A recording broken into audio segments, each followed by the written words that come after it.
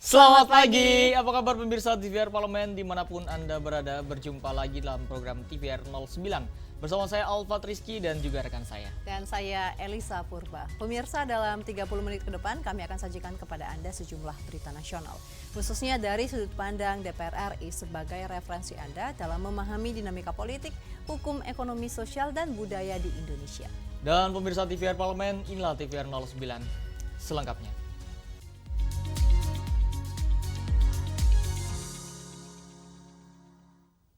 Pemirsa, anggota Komisi 3 DPR RI menyoroti belum optimalnya penerapan restoratif justice karena kurangnya sosialisasi seperti yang terjadi di Kalimantan Selatan. Restoratif justice atau keadilan restoratif merupakan alternatif penyelesaian perkara dengan proses dialog dan mediasi. Restoratif justice juga dilaksanakan oleh kepolisian, kejaksaan, dan Mahkamah Agung dalam bentuk pemberlakuan kebijakan. Anggota Komisi 3 DPR RI menyoroti belum optimalnya penerapan restoratif justice karena kurangnya sosialisasi seperti di Kalimantan Selatan. Habib Abu Bakar menyatakan masih banyak masyarakat Kalimantan Selatan yang tidak mengetahui penyelesaian perkara melalui sistem restoratif justice. Masyarakat juga sulit menemukan informasi yang utuh dan lengkap terkait prosedur restoratif justice. Akibatnya, masyarakat yang terjerat pidana ringan tidak mendapat kesempatan menggunakan restoratif justice. Sosialisasi yang masif dan komprehensif penting dilakukan secara optimal agar masyarakat bisa menggunakan berbagai mekanisme penyelesaian perkara yang adil dan berorientasi pada pemulihan. Program RJ itu sendiri, ya, masih banyak masyarakat yang belum kenal dan belum tahu ada program ini, jadi sosialisasi harus dilakukan. Kedua adalah masih minimnya informasi mengenai prosedur dalam proses RJ tersebut. Ya. Nah, apakah terjadi ada langkah kerja, ada cara untuk sosialisasi pemahaman RJ ini ke publik di Kalsel ini? Dan apakah ada sosialisasi mengenai bagaimana prosedur RJ tersebut? Habib Abu Bakar mendorong kejaksaan di Kalimantan Selatan memaksimalkan semua platform komunikasi yang ada, baik media sosial, platform offline seperti brosur, maupun terjun langsung untuk menyosialisasikan dan mengedukasi masyarakat mengenai mekanisme restoratif justice. Dari Kalimantan Selatan, Ken Suwari, TVR Parlemen, melaporkan. Pemirsa, Ketua Badan Legislasi DPR RI Bob Hasan menyoroti maraknya penyalahgunaan koperasi untuk investasi bodong karena kecenderungan masyarakat ingin mendapatkan uang dengan cepat dan mudah. Di tengah pesatnya perkembangan digital yang mempengaruhi sektor perekonomian, Undang-Undang Perkoperasian dinilai sudah tidak relevan. Badan Legislasi DPR RI akan mengupayakan revisi total Undang-Undang Perkoperasian untuk memberikan kepastian hukum yang lebih kuat dan meningkatkan daya saing koperasi. Ketua Balik DPR RI, Bob Hasan menyoroti maraknya penyalahgunaan koperasi untuk investasi bodong karena kecenderungan masyarakat ingin mendapatkan uang dengan cepat dan mudah. Akibatnya, mencoreng citra positif koperasi yang seharusnya menjadi sokong guru perekonomian Indonesia.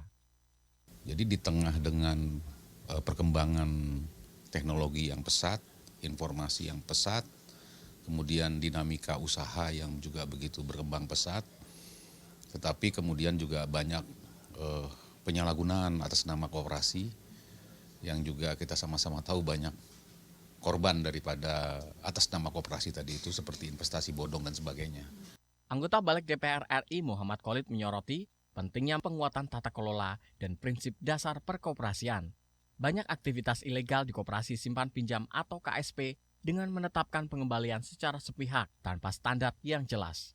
Hal ini berpotensi menimbulkan fenomena Ponzi dan investasi bodong yang merugikan masyarakat.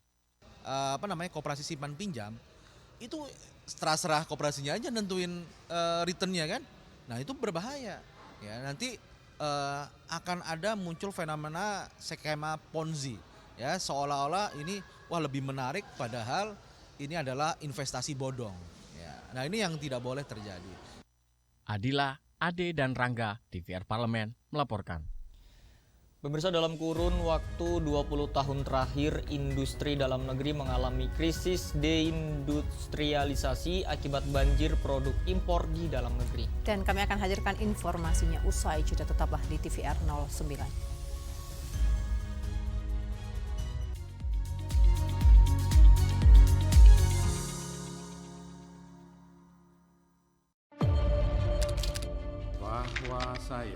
bahwa saya demi Allah, saya bersumpah dan seadil-adilnya periode keanggotaan DPR RI hingga saat ini, yaitu terdapat 126 undang-undang yang telah selesai dibahas DPR RI.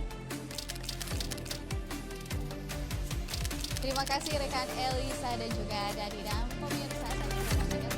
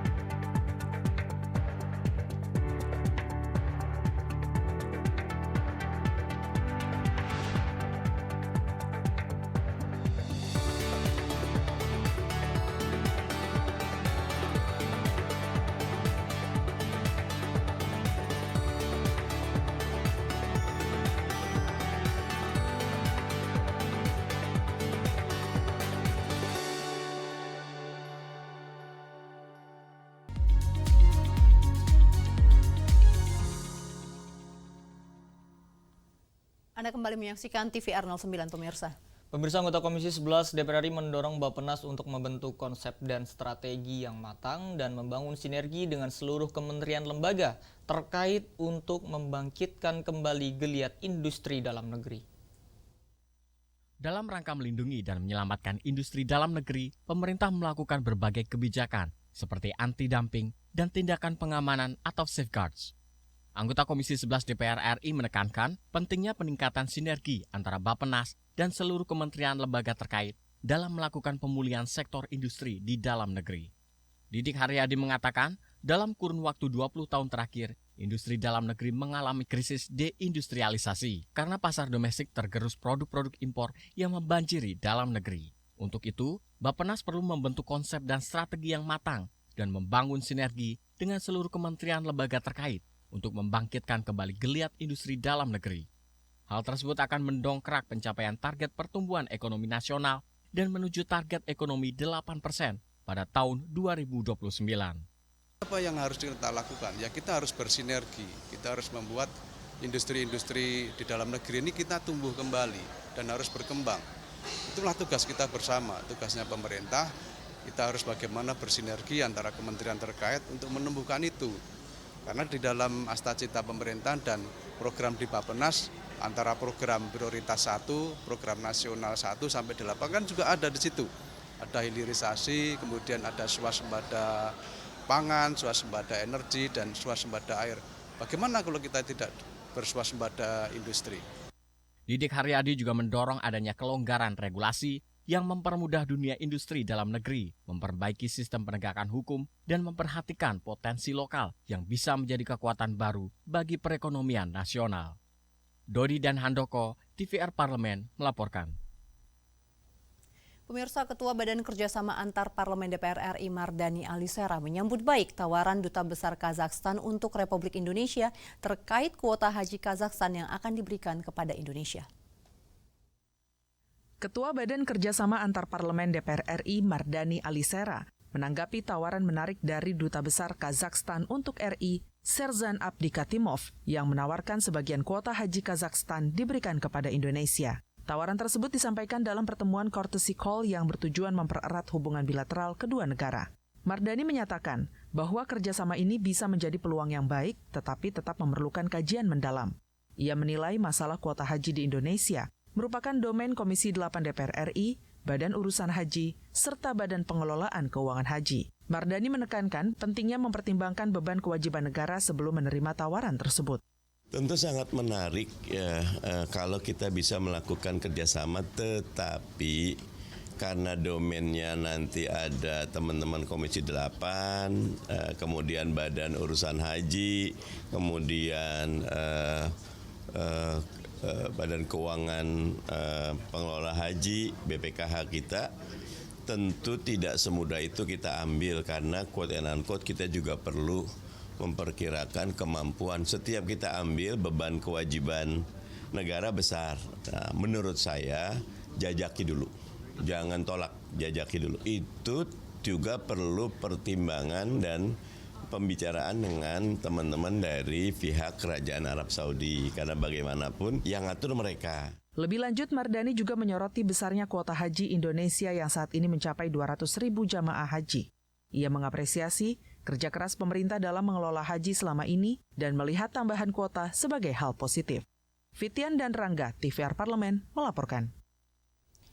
Upaya revisi Undang-Undang Nomor 18 Tahun 2017 tentang Perlindungan Pekerja Migran Indonesia terus dilakukan oleh Balik DPR RI agar hak-hak PMI dapat terpenuhi dan juga terlindungi.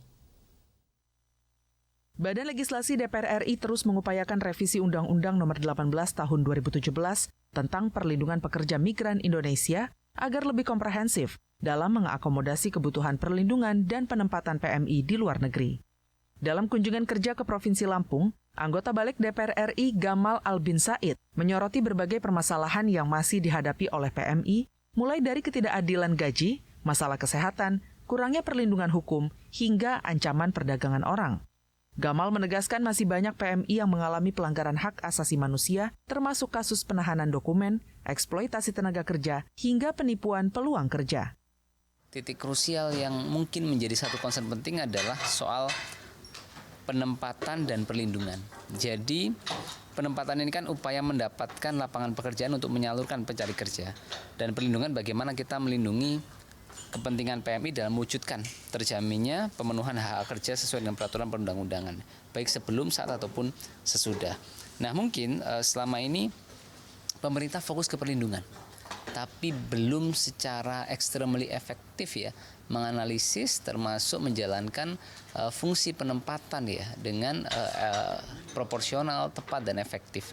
Sehingga saya pikir kita perlu bagaimana regulasi ke depan melihat dua aspek ini dan menjadi salah satu fokus yang perlu dilakukan pemerintah secara efektif. Gamal menekankan pentingnya memastikan bahwa setiap PMI mendapatkan pekerjaan yang layak dan bermartabat, bukan sekedar bekerja. Pemerintah harus lebih fokus pada aspek perlindungan dan penempatan dengan proporsional. Dari Lampung, Domi Titi Heru, TVR Parlemen, melaporkan. Pemirsa, sistem Cortex menuai banyak keluhan sejak diterapkan pada 1 Januari lalu. Padahal awalnya sistem ini diharapkan menjadi solusi digitalisasi perpajakan guna meningkatkan efisiensi dan transparansi, namun justru mengalami berbagai kendala teknis. Dan kami akan hadirkan informasinya usai jeda. Tetaplah di TVR 09.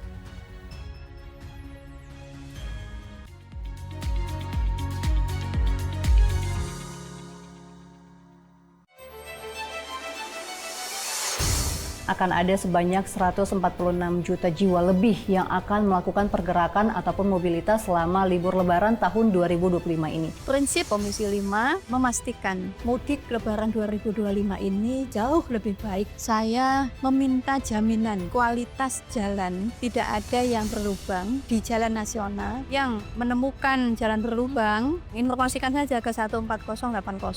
Kalau dari penurunan harga tiket pesawat, ini sebenarnya skemanya seperti apa? pemberlakuan diskon itu kan 24 Maret sampai 7 April. Pemerintah sudah mengenakan potongan PPN 6%. Kalau dari data Ibu yang udah Ibu kumpulkan ini dan ada bukti, Ibu bisa nggak melaporkan, Bu? Melaporkan kemana? Melaporkan ini belum ada nih penurunan sesuai dengan ketentuan. Sudah saya baca ini ketika rapat komisi. Oke. Ini sudah saya sampaikan di depannya di RUT, ada di RUT. Maskapai itu kan datang semua nih kemarin. Mereka jawabnya apa, Bu? Hanya di TVR Parlemen.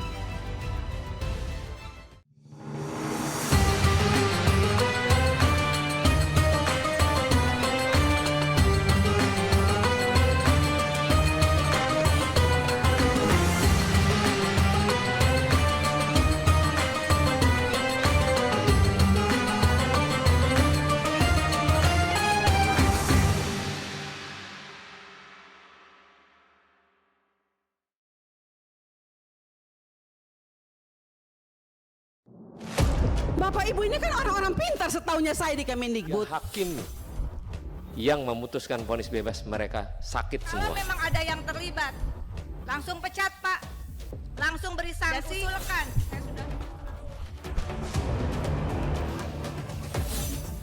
Saksikan dari ruang sidang hanya di TVR Parlemen.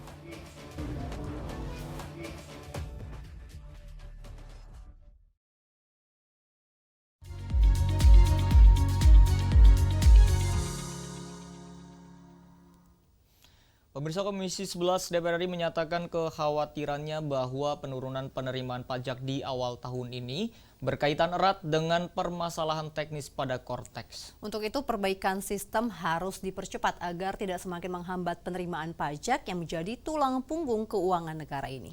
Simak informasi mendalam yang telah dikemas oleh tim redaksi TVR Parlemen dalam segmen Lensa Parlemen berikut ini.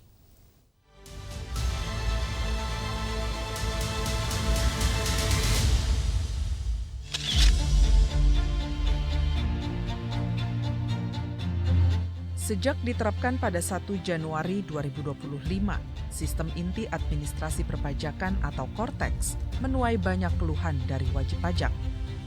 Sistem Kortex yang awalnya diharapkan menjadi solusi digitalisasi perpajakan guna meningkatkan efisiensi dan transparansi, justru mengalami berbagai kendala teknis. Sulitnya akses, gagal login, serta gangguan dalam proses pendaftaran NPWP dan pengelolaan dokumen perpajakan menjadi yang paling banyak dikeluhkan di media sosial. Kondisi ini menyebabkan banyak wajib pajak mengalami keterlambatan dalam pelaporan dan pembayaran pajak. Komisi 11 DPR RI menyatakan kekhawatirannya bahwa penurunan penerimaan pajak di awal tahun ini berkaitan erat dengan permasalahan teknis pada Kortex. Perbaikan sistem harus dipercepat agar tidak semakin menghambat penerimaan pajak yang menjadi tulang punggung keuangan negara. Perbaikan sistem juga diharapkan dapat mendongkrak penerimaan pajak pada triwulan kedua 2025, guna menopang keberlanjutan pembangunan ekonomi nasional. Ya, saya tadi kan sampaikan, mestinya kan ini ada uji coba yang panjang. Kan tadi katanya sudah dicoba di 2 provinsi, tetapi kan kita tidak tahu sampling provinsi yang dibuat ini provinsi yang mana. Ya kan, kalau provinsinya Jawa Barat atau Jawa Timur ya mungkin akan lebih pas kan mewakili seluruh wajib pajak karena berdomisili yang wajib pajak banyak di situ kan, atau DKI Jakarta kan gitu. Nah ini tentu jadi pelajaran mahal karena proyek Kortex ini mungkin ada Kortex 2, Kortex 3 kan yang terus kita perbaiki untuk meningkatkan performa pelayanan pajak kan. Nah oleh karena itu jadi pembelajaran supaya kalau ke depan sebelum kita menerapkan sistem yang bagus ini, yang niatnya baik tadi, yang niatnya untuk meningkatkan penerimaan negara, itu harus diuji cobakan berkali-kali sampai kita betul-betul yakin bahwa sistem kita ini mampu untuk bekerja secara real dengan situasi penumpukan orang. Biasanya kan menjelang tutup pajak tuh orang membayar, harus diuji di situ gitu loh.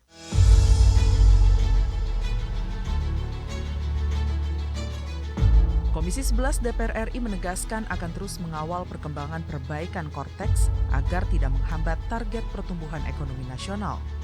Selain itu, DPR juga mendorong Direktorat Jenderal Pajak untuk lebih aktif memberikan sosialisasi dan pendampingan kepada wajib pajak yang terdampak, sehingga mereka dapat tetap memenuhi kewajiban perpajakannya dengan lebih mudah. Tim Liputan TVR Parlemen melaporkan.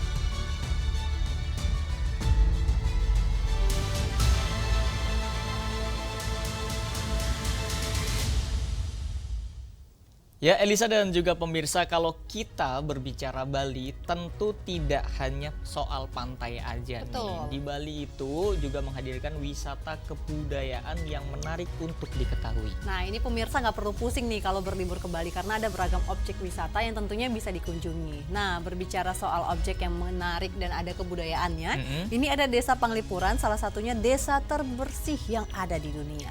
Wah tentunya penasaran ya, desa terbersih itu seperti apa? Tentunya kami akan mengajak Anda pemirsa sesaat lagi, tetaplah bersama kami di TVR 09.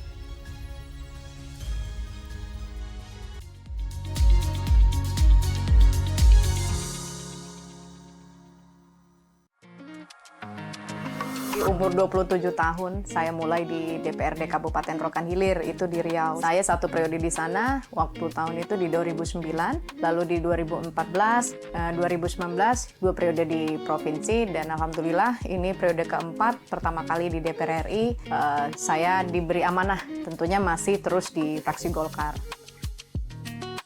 Saya menilainya dari sisi semua cabur sebenarnya bagus. Jadi ini berjalan seiring waktu saja sih. Tidak ada saya tentukan harus saya manajer ini dan itu. Saya melihat perkembangan daripada atlet-atlet. Begitu mereka sudah tidak produktif, itu banyak kondisi kehidupannya kurang bagus. Saya ingin berkontribusi, mencontohkan karena memang juga ini futsal putri, bahwa perempuan itu bisa. Perempuan harus bisa menentukan saya mampu di bidang olahraga, tapi saya tidak lupa menata masa depan saya gitu.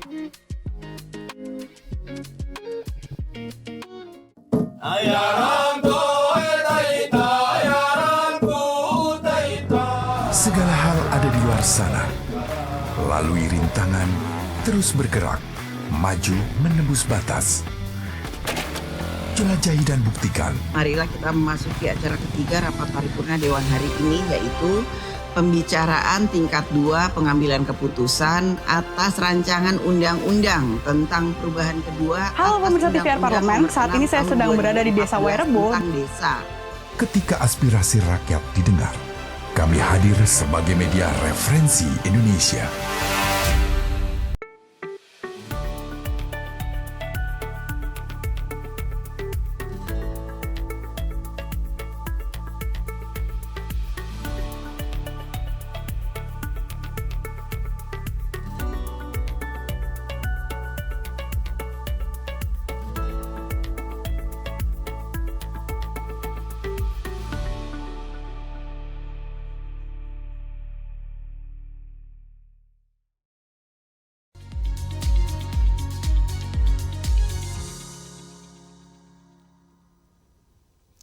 Ya Elisa dan juga pemirsa, tadi kita sudah sedikit membahas ya terkait dengan Desa Panglipuran. Karena memang kalau misalkan kita berbicara Bali ini tidak ada habisnya terkait dengan hal-hal unik. Tidak hanya pantainya saja yang unik, tapi Pulau Seribu Pura ini, ini kaya akan hasil seni dan juga budayanya. Salah satu warisan budaya yang hingga kini masih terjaga adalah Desa Panglipuran. Kamu udah pernah ke Desa Panglipuran belum? Sudah. Elisa. Gimana, bersih kan? Bersih dan memang beda banget kalau misalkan kita di Jawa, di Pulau Jawa ini menemukan desa-desa seperti di sana. Nah karena memang Desa Panglipuran ini ternyata ini dinobatkan menjadi salah satu desa terbersih di dunia dan menjadikan Desa Panglipuran terkenal di kalangan wisatawan. Nah, prestasi yang diperoleh Desa Panglipuran ini menjadikan Bali semakin terkenal pemirsa di kancah nasional hingga internasional. Tanpa berlama-lama pemirsa, langsung saja kita simak informasi seputar Desa Panglipuran dalam segmen Intips, Informasi dan Tips berikut ini.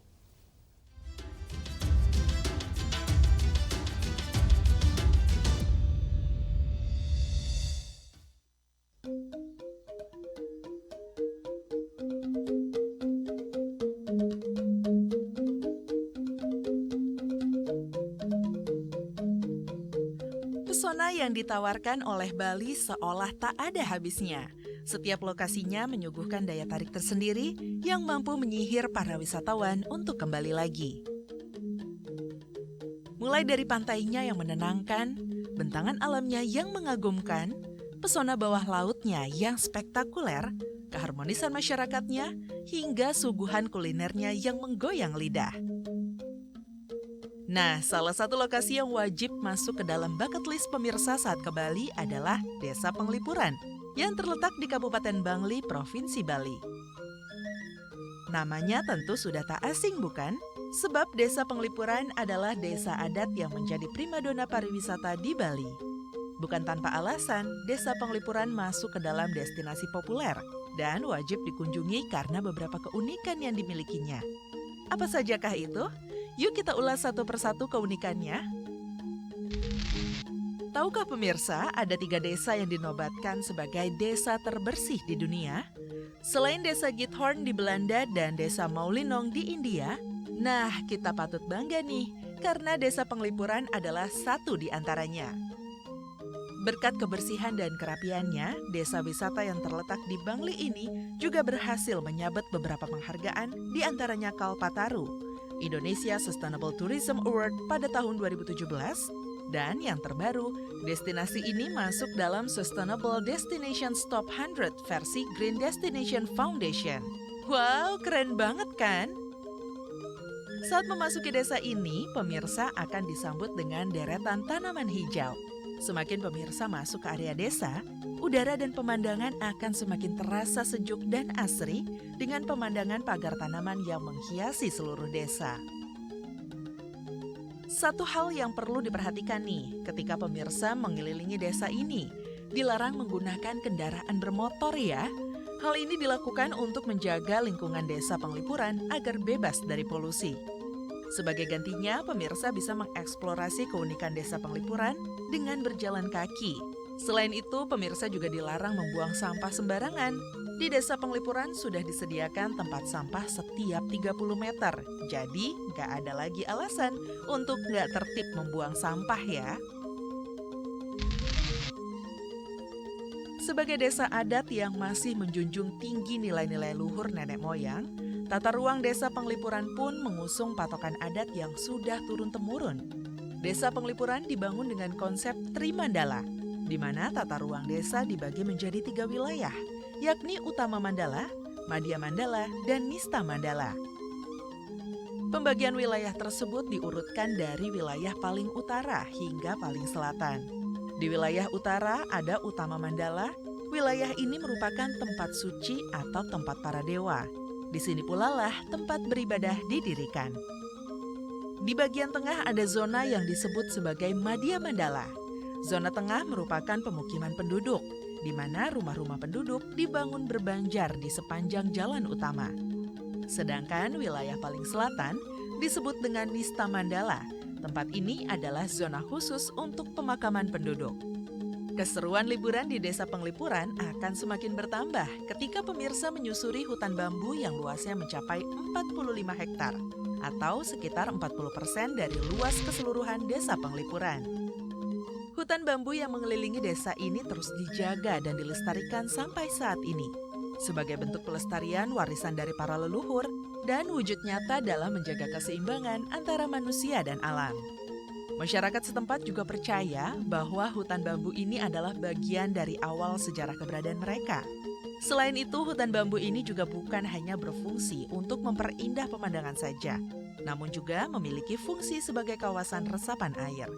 Itulah mengapa hutan bambu ini juga kerap disebut sebagai hutan pelindung desa.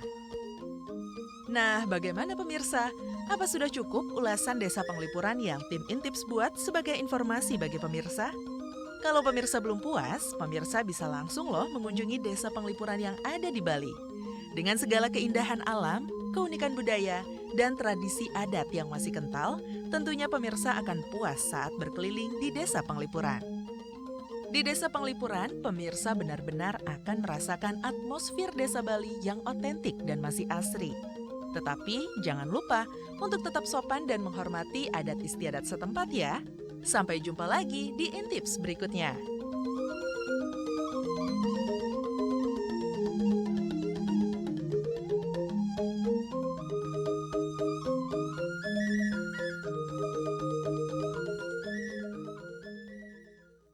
Itu dia informasinya untuk Anda pemirsa, dan di penghujung acara kami hadirkan agenda DPR RI pada hari ini Senin 24 Maret 2025. Pada pukul 10 waktu Indonesia Barat ada rapat dengar pendapat umum Komisi 3 DPR RI dengan Junifer Girsang, Julius Ibrani PBHI, dan Profesor Romli Atmasasmita dengan agenda menerima masukan terkait rancangan undang-undang hukum acara pidana.